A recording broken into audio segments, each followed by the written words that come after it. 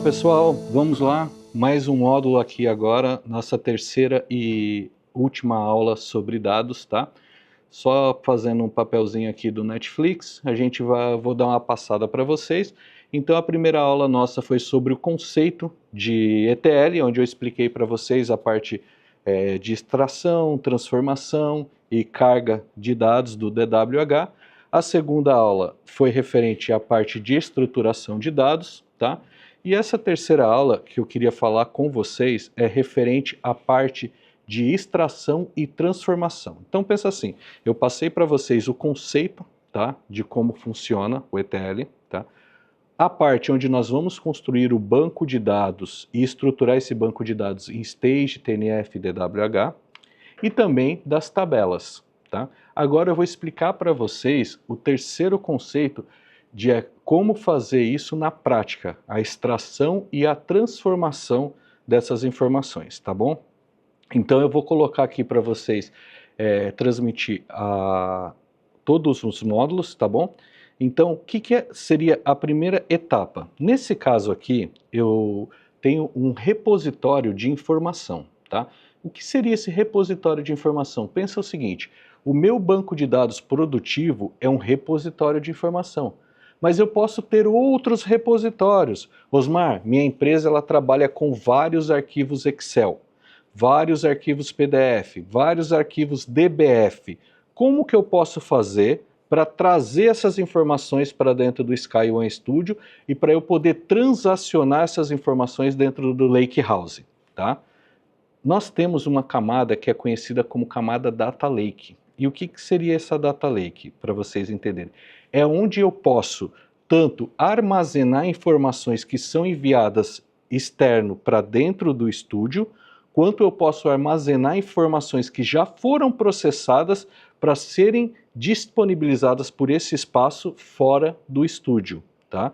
Então, para vocês entenderem, Osmar, eu tenho 4 arquivos Excel e eu quero subir para dentro do Lake para depois processá-lo. Qual que chama esses arquivos? Ah, chama DMD, centro de custo. Então eu faço um Data Lake aqui, lembrando mais uma vez para vocês a importância de termos nomes estruturados. Então veja bem, qual que é o primeiro step que eu vou ter aqui? Construção do meu lake, onde eu vou receber as minhas informações. Eu quero que vocês prestem muita atenção aqui, ó. Como que está estruturado o meu lake? Vocês podem me ajudar? Ó. DM, que é Data Mart, underline D, que é dimensão, centro, que é o nome do arquivo que eu estou trazendo. Então veja a importância, não só falarmos de orquestração de dados e não só falarmos de governança de dados, mas sim aplicarmos isso à risca. E dentro de cada pastinha dessa aqui, se vocês olharem, eu vou ter uma subpasta chamada Download e uma subpasta chamada Upload. E o que seria isso, Osmar? Upload é aquilo que eu falei para vocês, trazer o arquivo externo para dentro do nosso Lake, para depois ele ser trabalhado e processado, quando, no caso, não temos uma conexão direta com o banco de dados, tá? No caso do download, Osmar, como que você entende isso? O download é o seguinte, a partir do momento que ele processou todas as informações dentro do Lake, pensa que talvez eu preciso disponibilizar essa informação fora do Lake via uma API, por exemplo. Então, nesse download eu vou colocar o arquivo, vamos chamar de arquivo de repositório de dados externos, tá? Então veja aqui a importância, vocês podem notar, isso aqui foi desenvolvido por mim, tá? Então lembra que eu coloco sempre tudo na estruturação. DM, underline D, underline tipo, underline requisição. Para mesmo que eu saia da empresa ou que outra pessoa da minha equipe venha trabalhar dentro desse lake, ele saiba fácil como pegar todas as informações, tá? Feito isso, o que nós vamos fazer? Nós vamos pegar e começar a trabalhar as informações. Lembra que eu falei para vocês no início daquelas 3 camadas de construção de informação que eu falei? Stage, TNF e DWH? Perfeito. Então ela está aqui, ó, nossos Data Jobs. Vejam, para vocês verem que eu também levo isso muito a sério aqui dentro. Então eu tenho aqui a stage stg _f _rec compra.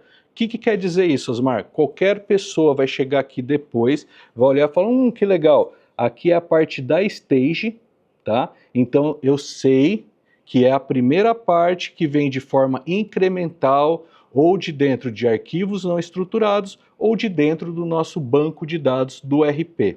Seja, lembrando mais uma vez, qualquer banco de dados, seja Oracle, SQL, Postgre, MySQL ou qualquer outro, tá? Não vai mudar a estrutura do seu Lakehouse. Lembre-se bem disso, frisem isso. Isso é muito importante, tá bom? Então a primeira camada que nós temos aqui, stage. Então eu tenho stg _d _fornecedor. O que é isso? É uma stage de dimensão de fornecedores. Então eu sei que eu estou indo no banco, provavelmente todo santo dia, e pegando o incremental do dia anterior e jogando dentro dessa tabela de stage. No caso aqui eu faço, para vocês entenderem, um create or replace table, jogando as informações dentro do banco de dados STG, fazendo select de um arquivo Parquet, que está dentro daquele data lake que eu mostrei anteriormente. Então, nesse caso, eu vou até mostrar novamente para vocês aqui, ó, fornecedor. Vocês notem esse nome aqui, ó, tá? Se eu clicar aqui em fornecedor, deixa eu abrir aqui para vocês. Data Lake. Deixa eu... aqui, ó, cliquei em Data Lake, desculpa. Tá aqui o nome, ó, dm _d _fornecedor Parquet. Então, mesma coisa aqui, ó, dm _d. O que eu estou fazendo? Eu estou lendo aquele arquivo via esse select, tá? E jogando as informações para dentro do banco de dados. O banco de dados foi o que eu expliquei na aula anterior, criando a estruturação. Então aqui eu tenho o meu banco de dados, ó, STG Bronze, onde eu jogo essas informações para dentro dessa tabela aqui. Então eu posso muito bem, só para mostrar novamente para vocês, eu já fiz esse select, mas eu vou fazer novamente para frisar para vocês. E uma coisa que eu acho muito interessante falar novamente para vocês, tudo isso que vocês estão vendo eu fazer aqui, se fosse por outra ferramenta, eu teria que estar fazendo em duas ferramentas apartadas, que não é o caso do estúdio. No estúdio nós conseguimos fazer tudo isso de uma única forma, de uma única maneira, sem precisar ter várias ferramentas. Então tá aqui o que eu trouxe para vocês.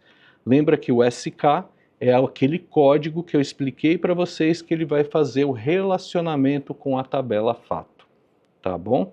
Acho que ficou bem explicado para vocês isso, dá para vocês entenderem bem, pelo menos um conceito inicial disso aí. Depois, futuramente, claro, vocês devem se aprofundar um pouco mais para entender um pouco mais dos conceitos, tá? Mas o princípio seriam esses.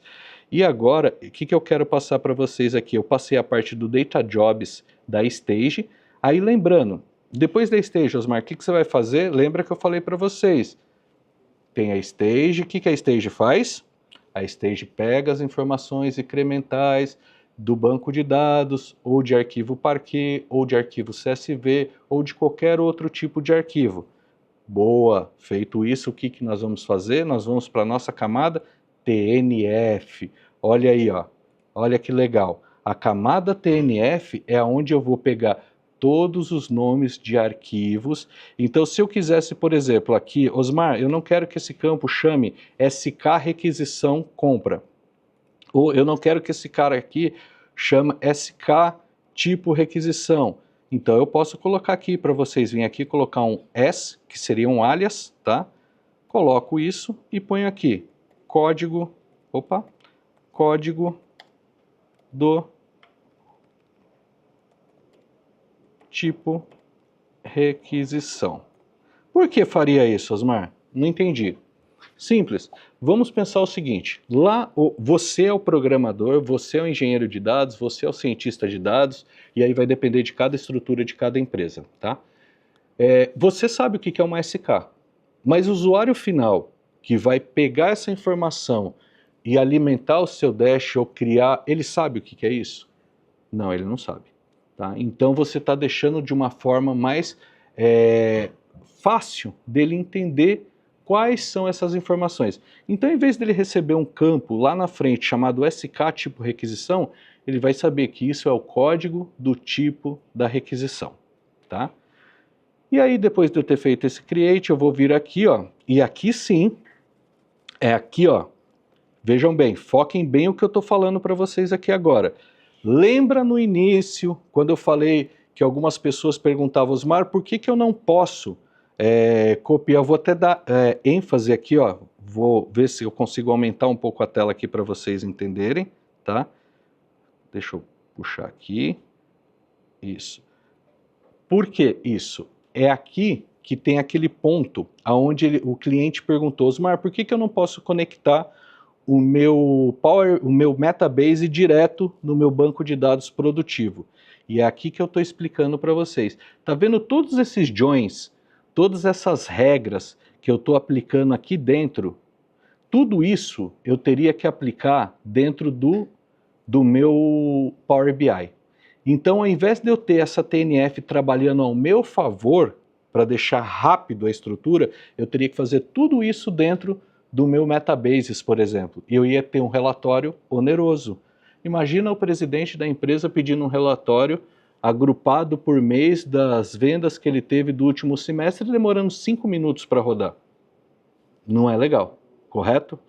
Ah, eu vou perguntar para o meu agente de inteligência artificial. Então, agente de inteligência artificial no meu WhatsApp, você pode me responder? Ele fica lá. Por que ele está processando tudo isso, Osmar? Por que está demorando tudo isso? Por um simples ponto e um simples fator. Ele está tendo que fazer um full scan na tabela toda lá de produção, tá? Para poder agrupar e retornar essa informação para vocês. Quando eu falo full scan, ele está passando por toda a tabela, tá? Então, mais uma vez, friso a importância de nós termos a nossa camada burrinho de carga. Vocês vão ver como é que vocês vão lembrar desse nome para sempre. Não vão esquecer. Mas é TNF ou camada Silver, tá bom?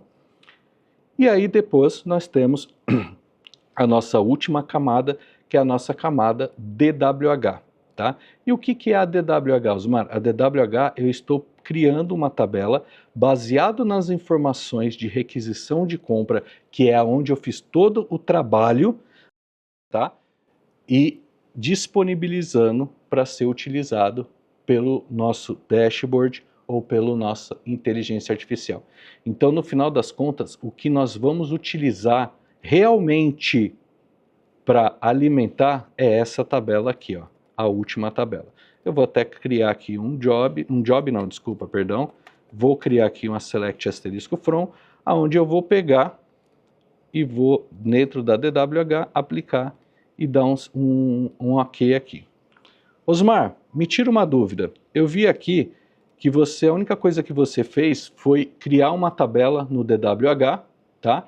E foi fazer um select na tabela que já tinha todos os joins lá dentro.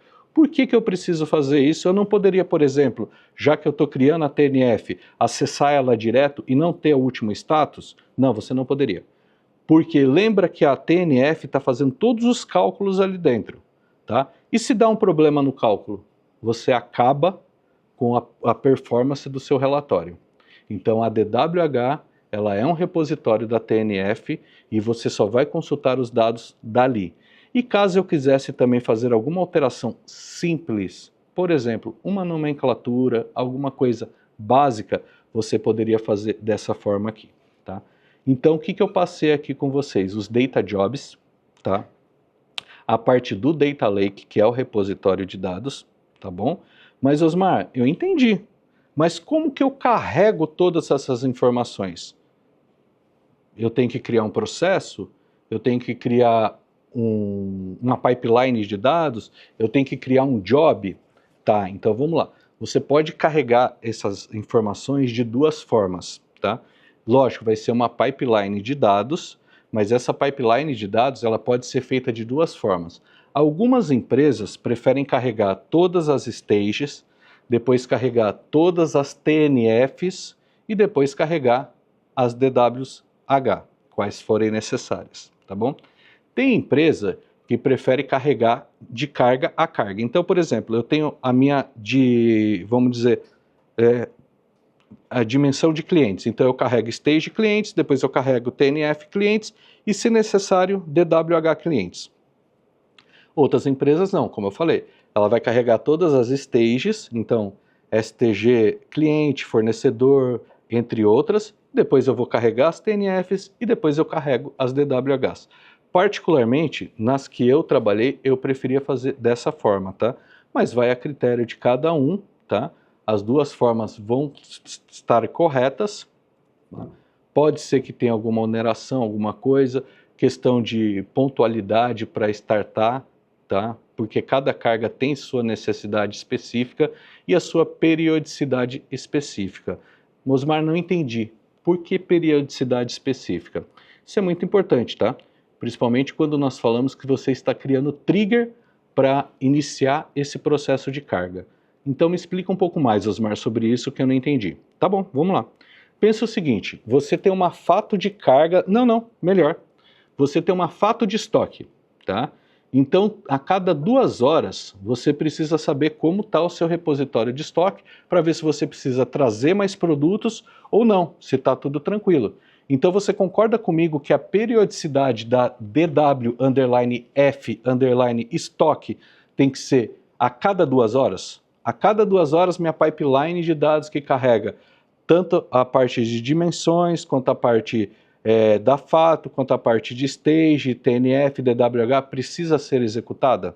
Concorda, né? Perfeito. Só que eu tenho também uma dimensão de cidade. E eu acho que no Brasil não deve criar uma cidade a cada 2 horas, correto? Então, por que eu tenho a necessidade de ter a periodicidade de rodar essa carga a cada 2 horas? Eu não tenho essa necessidade. Tá? Eu posso rodar essa carga a cada 1 dia, eu posso rodar essa carga a cada 2 dias, eu posso rodar essa carga a 3 dias. Osmar, mas eu tenho CEP. Tá, os Correios não lançam CEP a cada 2 horas. Muito a cada dia, tem cidades que têm aquela redistribuição de CEPs. Trabalhei muito com isso, então eu entendo o que eu estou dizendo, então pode acontecer? Pode acontecer. Então, uma tabela de cidade, por exemplo, você pode rodar ela uma vez por dia, porque ela não é uma dimensão pesada, tá? Ela é uma dimensão quase praticamente fixa, então poucas vezes você vai ter update em cima dela, tá? E aí você vai determinando, se você é um cliente, uma empresa que gera muito fornecedor, você pode pôr a carga de fornecedor para rodar 2 vezes ao dia, e aí vai dar particularidade de cada um. Você vai precisar de um bom coordenador de dados para entender todas essas necessidades, tá? Indo aqui para o tópico final dessa parte, Osmar, você me explicou tudo isso, mas você não me explicou como constrói a carga para eu poder rodar. Então tá aqui, ó, a gente tem a parte de modelagens, tá? Onde eu vou criar um pipeline de sequência, tá? E aqui, ó, esse pipeline, o que ele vai fazer? Ele vai executar todas aquelas queries, aquelas cargas que eu falei para vocês. Então aqui você vai ter um gatilho, esse gatilho aqui é o gatilho temporal. Nesse caso, como era uma POC que eu estava fazendo para um cliente, eu não tenho a necessidade de colocar ele para executar com uma periodicidade maior. Então eu coloquei para executar numa periodicidade de uma única vez. Mas eu poderia repetir a cada 30 segundos, 2 minutos, 1 hora, 2 horas. Lembrando que a SkyOne ela está presente em mais de 30 países, então nós temos praticamente o fuso horário do mundo todo. Por quê, Osmar? Porque eu posso ter uma empresa matriz no Brasil e eu posso ter uma filial em Portugal e cada um dos jobs precisa rodar na sua particularidade, tá? Então nós temos tudo isso. Nesse caso, sim, eu coloquei aqui para executar, então eu coloquei a sequência primeiro a fato, mas porque nós tínhamos uma particularidade maior em rodar a fato primeiro, tá?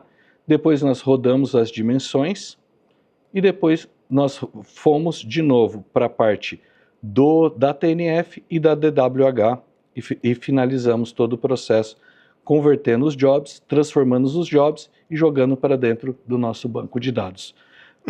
Então, é assim que funciona. A partir que esse momento finalizar, nós temos todas as cargas carregadas, todos os lakes alimentados e todas as tabelas alimentadas dentro do nosso banco de dados, tá bom?